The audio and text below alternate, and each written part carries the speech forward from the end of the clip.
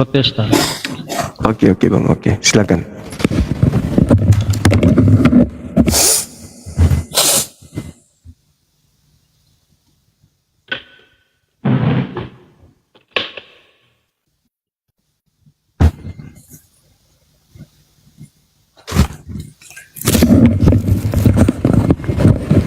Ya, oke Saudara Ion. Mantap kali. Ya, gimana Bang? Temanya bisa dibahas sore ini. Suaranya nggak ada Bang. Suara.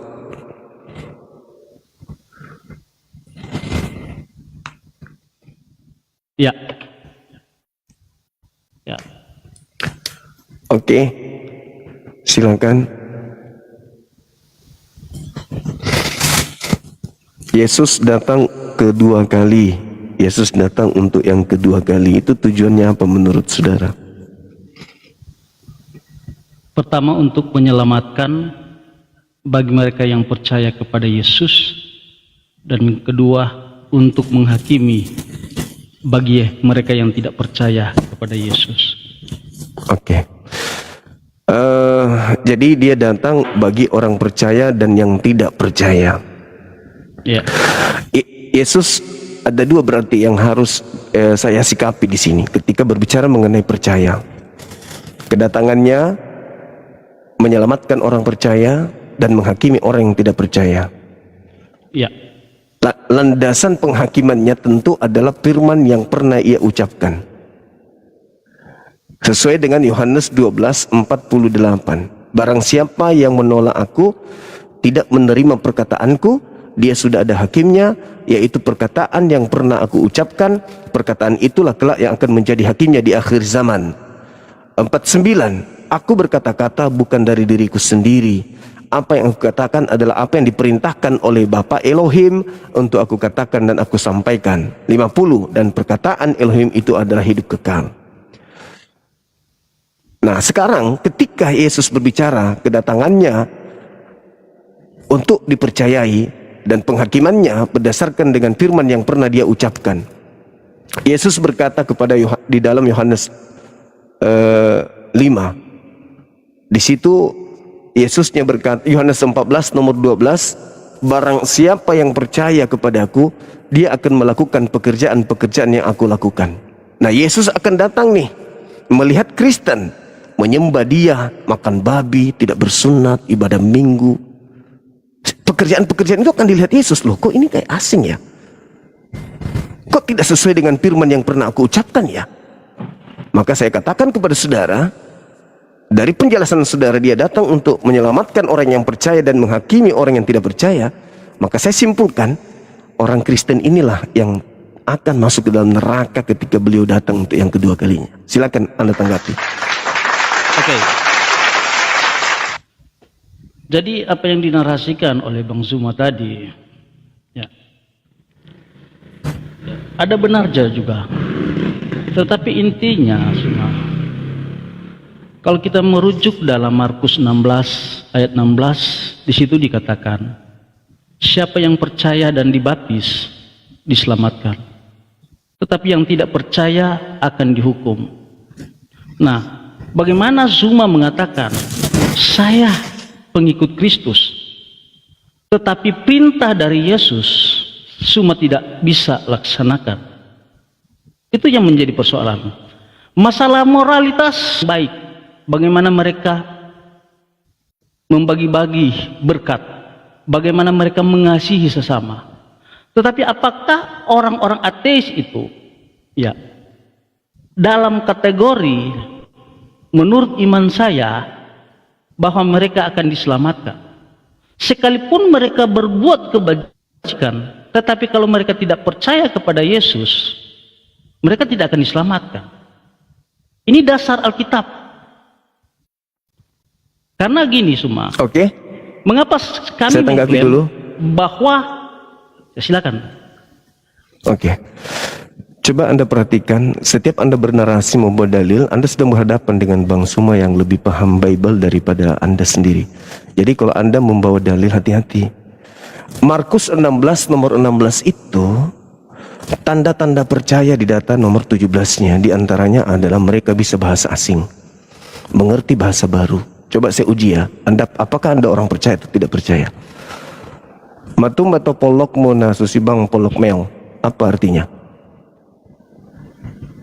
Ya, pertanyaan Suma itu pertanyaan yang mungkin kalau Suma memberikan standar pertanyaan seperti itu kepada saya, ketika saya juga bertanya dengan standar yang sama kepada Suma, ya, mempertanyakan ya, Nabi Suma maupun sesembahan Suma, Allah, belum tentu Suma bisa menjawab.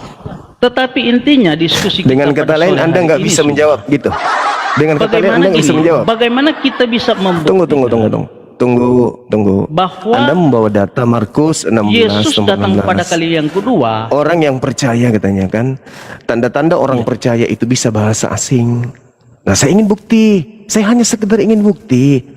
Kan Anda mengatakan tadi Yesus turun kedua kali untuk menyelamatkan orang yang percaya. Oh, bangga dong Kristen. Kami orang Kristen adalah orang percaya. Nah, di data yang Anda bawa, tanda-tanda orang percaya bisa bahasa asing. Matu metopolok mususibang polok susena keke ngana keke meong. Apa artinya? Tapi makna yang ada dalam Markus 16 ayat 16 sampai 17 itu tidak seperti apa yang Suma pikirkan, bahkan Suma pertanyakan. Karena di sini bukan bahasa asing yang dikatakan dalam Alkitab. Di sini bahasa baru. Bahasa Ketika baru. ada dalam suasana Bahasa ibadah. baru. Ya, Bahasa dalam, baru. Bang polo asu. Apa artinya? Bahasa baru. Kepada Yesus. Bahasa baru. Tanda Bahasa dari orang baru. yang percaya kepada Yesus pasti dia memiliki bahasa baru. Sesuai dengan Ini bukan gereja. dalam 14 ayat 17. Ini bukan gereja. Itu udah jelas. Ini bukan gereja, tempat nipu bukan. Saya bertanya sama Anda, kan Anda yang bawa dalil. Anda mengatakan Yesus datang menyelamatkan orang percaya. Oh, sekarang umat Islam percaya Yesus Rasul Tuhan untuk kaumnya Bani Israel. Ya kan? Sesuai dengan perkataan Yesus. Yang percaya dia, Anda baca Yohanes 12 nomor 21. Barang siapa yang memegang perkataanku dan melakukannya, dialah yang mengasihi aku. Siapa yang mengasihi aku, mengikuti aku. Siapa mengikuti aku, percaya kepada aku, melakukan pekerjaan yang aku lakukan. Itu dalil. Jadi bukan cuma klaim-klaim buta segala. Nah, Anda ketika membawa data Markus 16, tanda-tanda ini menyertai orang yang percaya. Mengobati orang sakit, menyimpan tangan di atas kepala, sembuh. Dan apalagi minum racun tidak mati, dipatok ular berbisa tidak mati. Itu sudah terlalu berat. Kalau itu yang sederhana aja, mengerti, memahami, paham, tahu bahasa-bahasa baru bagi mereka. Nah, saya ngomong bahasa baru nih sama Anda. Matum batopolokmu susibang pudukmu. Apa artinya? Jadi gini Mas Uma, kita diskusi. Apa aja jadi gini gimana? Ya. Kita Tanda-tanda ini, apa yang ada tanda-tanda ini akan menyertai orang yang percaya. Ya, pertanyaan seperti itu tanda-tanda tidak pada ini, konteks yang ada dalam Markus 16 ayat 17. Tanda-tanda ini akan menyertai orang percaya. Ini Suma, kalau Suma mempertanyakan itu, apa tanda-tanda yang menyertai orang percaya? Tunggu, jangan kau giring saya seperti jemaat di gereja. Tanda-tanda apa yang dimiliki oleh orang percaya berdasarkan Markus 16? Tanda-tanda apa? 1, mereka akan mengusir setan. Ya. 2, mereka akan berbicara dalam bahasa-bahasa yang baru. Itu udah jelas. Oke, sekarang saya tanya samamu dalam bahasa yang baru. Matum betopolokmu susibang pelukuse. Apa jawabannya? Ini. Apa artinya? Suma mereka akan mengerti, Bang. Yang tidak connect dengan Markus 16 ayat 17. Yang tidak connect apa? Tanda-tanda ini akan menyertai. Kita masuk pada Tanda-tanda ini esensi akan menyertai bagaimana kita orang yang percaya. meyakini Udah. bahwa ketika Anda Yesus saya mute dulu. datang Ini pada bukan kali gereja. yang kedua, Suma. Anda saya mute dulu. Anda kalau mau belajar sama saya jangan gini caranya, ya. Anda saya mute. Nggak gini caranya. Ini bukan gereja tempatnya orang membodoh-bodohi orang. Ini depan saya sebagai seorang Muslim yang paham Bible, puluhan tahun saya belajar Bible. Oke? Tanda-tanda ini akan menyertai orang yang percaya. Ingat, Yesus datang kedua kalinya untuk menyelamatkan orang yang percaya. Apakah Anda adalah orang yang percaya? Kita uji. Apakah Anda adalah orang yang percaya? Kita uji. Tanda-tanda ini akan menyertai orang percaya. 1, mengusir setan. 2, bisa bahasa baru. Nah, saya tanya, saya ingin menguji karena hanya itu. Kalau saya suruh Anda minum racun, Anda langsung mati.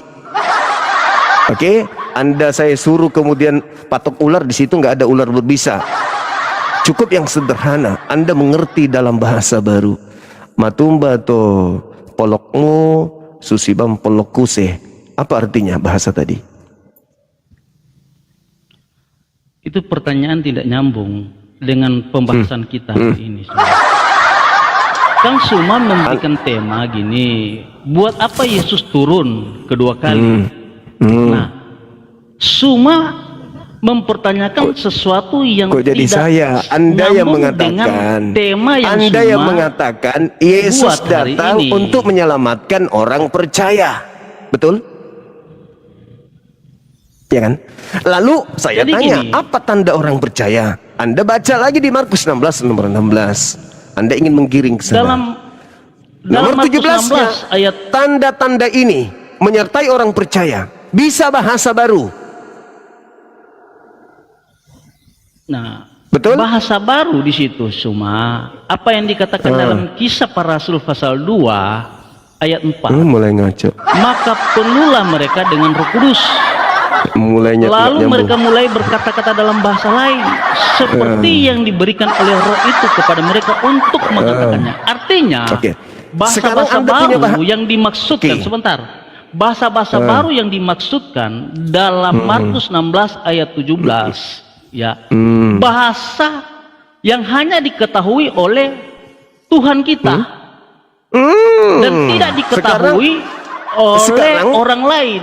Karena gini, Sekarang- peristiwa dalam Kisah 2 ayat 4, bagaimana orang Kristen ya dipenuhi dengan Roh Kudus, mereka berbahasa lain, namun orang lain yang mendengar bahasa mereka, mereka tidak memahami.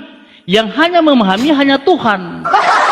Kalau begitu, saya berarti orang percaya. Ya, terserah Suma.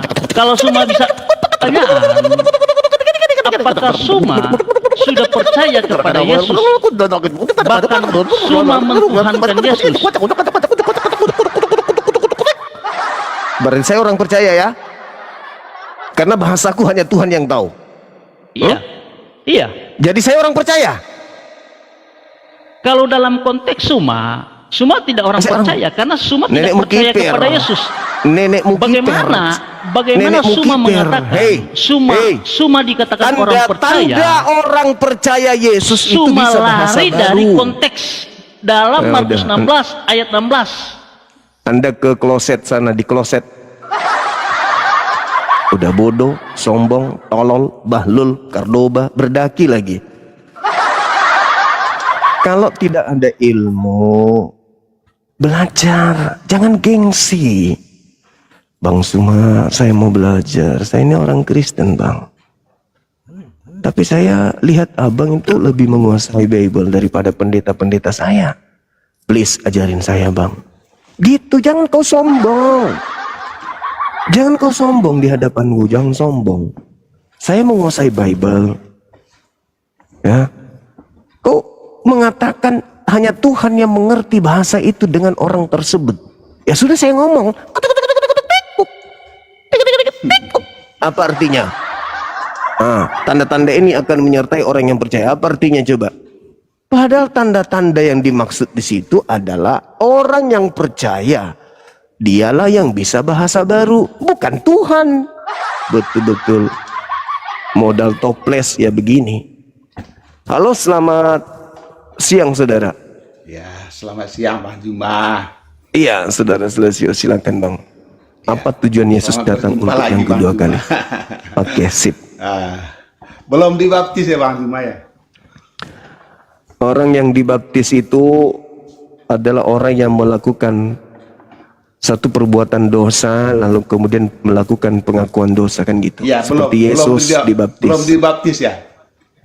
Kalau baptis artinya pensucian, saya minimal 5 kali sehari dibaptis.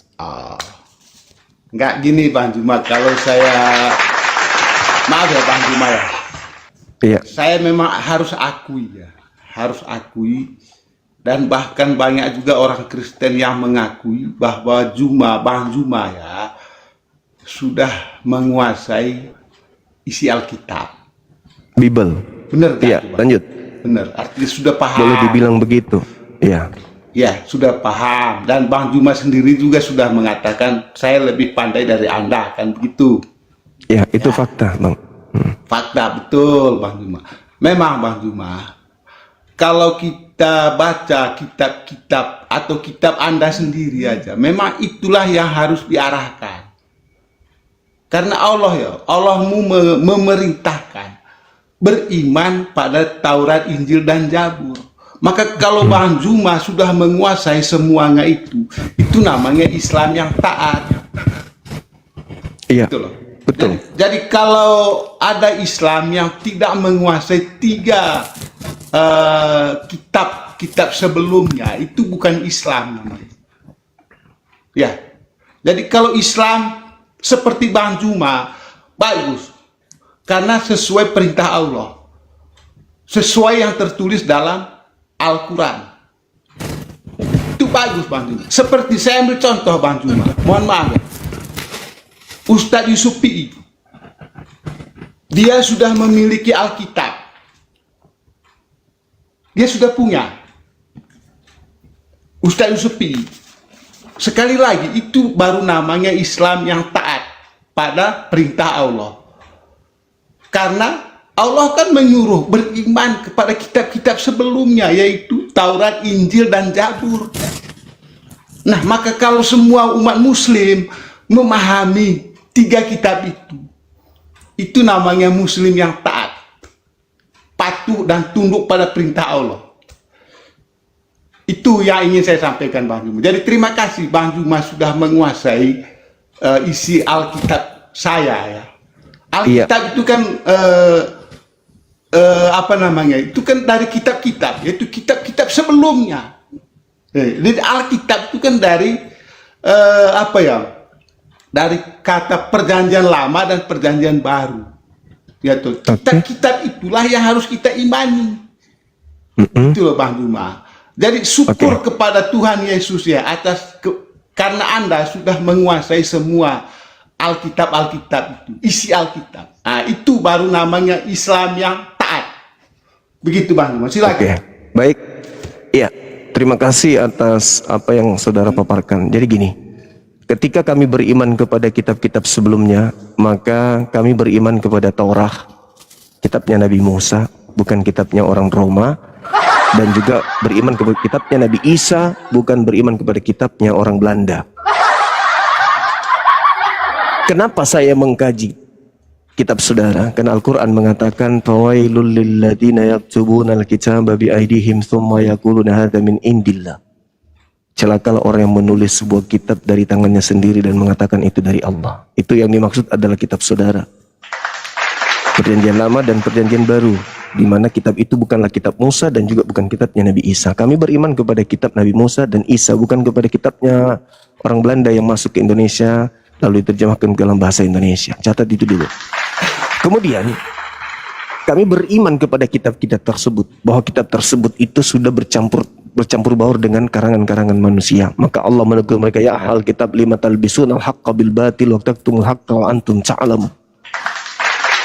Wahai ahli kitab, mengapa engkau mencampur adukkan perkataanku, firmanku? Kau campur adukkan antara perkataanku dengan perkataan manusia, padahal engkau tahu yang mana firmanku, yang mana karangan manusia. Jadi kalau kami mengkaji, saya memahami Bible, baik itu perjanjian lama yang adalah perjanjian barunya orang Yahudi, atau perjanjian baru yaitu kitabnya orang Roma Yunani, Itu artinya saya sedang menjabarkan isi Quran, bahwa apa yang diterangkan Al-Quran kalau firman Tuhan sudah bercampur aduk dengan karangan-karangan manusia, itu adalah sesuatu yang absah, tidak diragukan.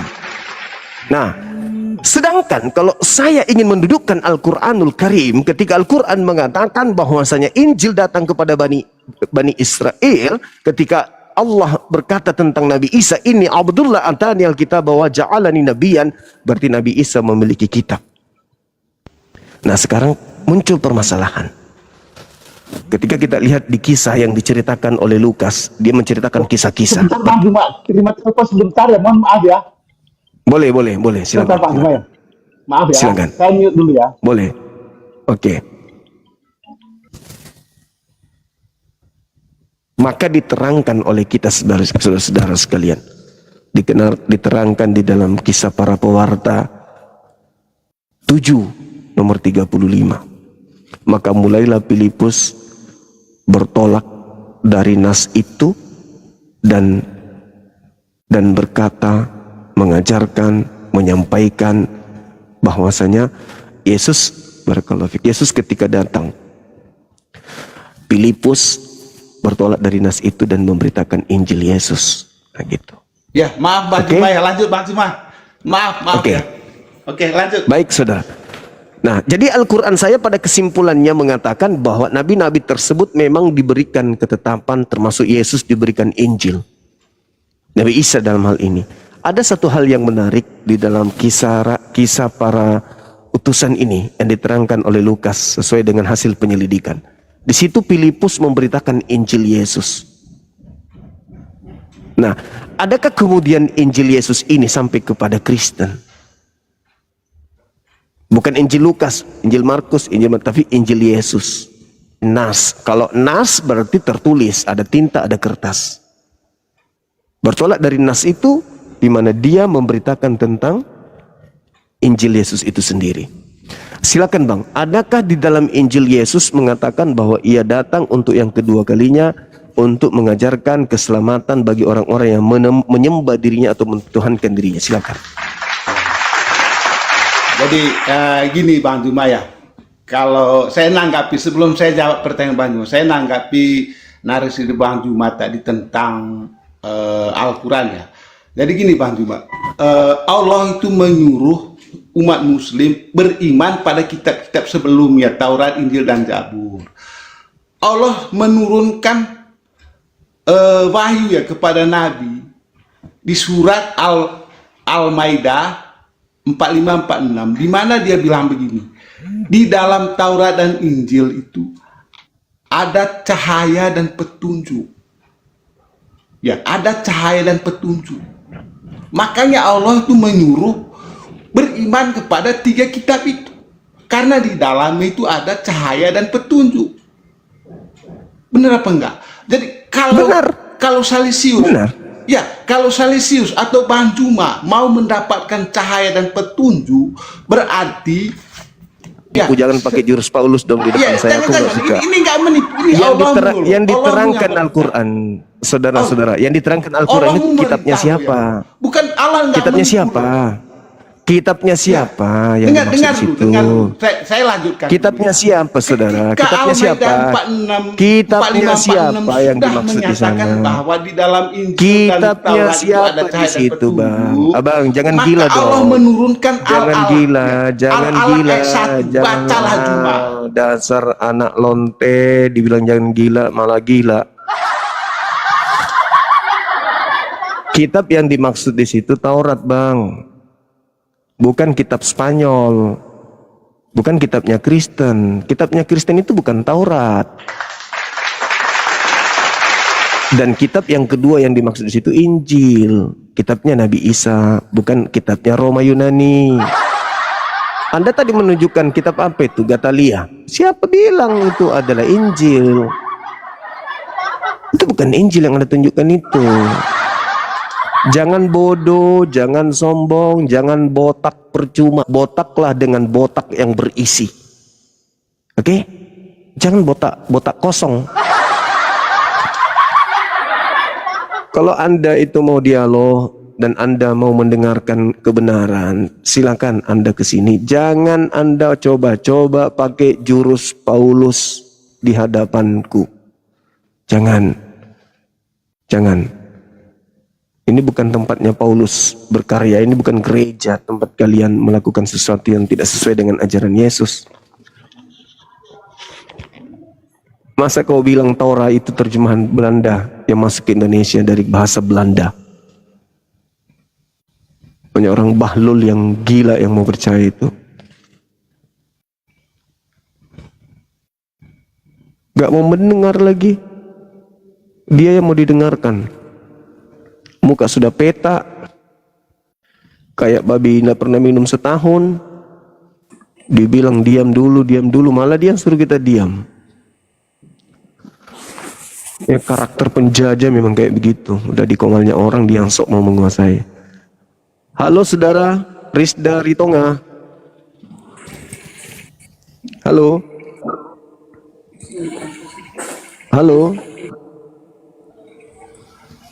Halo, Riz dari Tonga. Halo.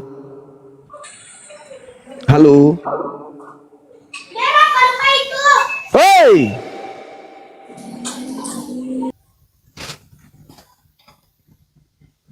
Topo nguruk.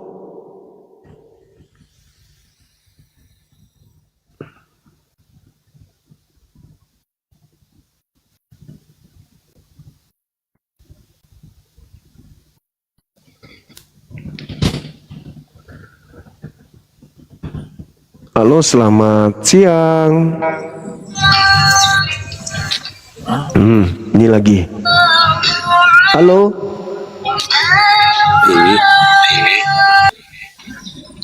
Halo, selamat siang saudara Andre. Halo.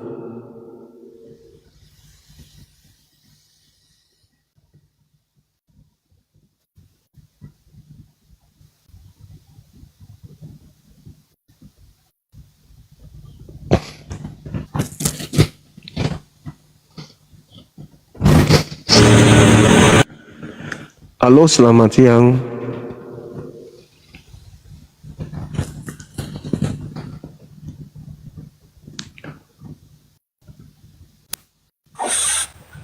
Selamat siang.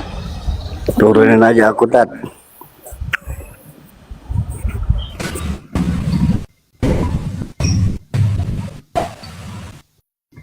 Halo. Selamat siang. Ya, selamat siang. Iya, siang Bang, siang. Dari Katolik Protestan? Dari Protestan. Oke, baik. Silakan buka kameranya Bang, silakan. Nggak usah perlu buka kamera. Gini aja sah. Buka kameranya Bang. Ini memang di komal kita harus buka kamera. Silakan. Harus buka kamera sah. Nggak benar itu. Buka kameranya abangku. Silakan.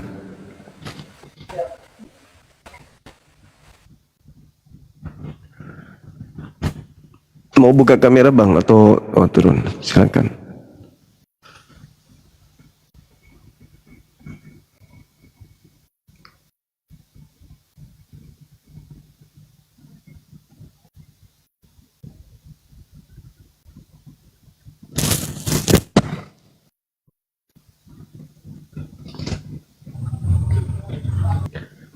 Halo, selamat siang.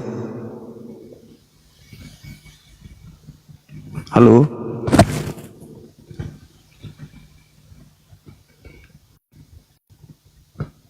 Selamat siang.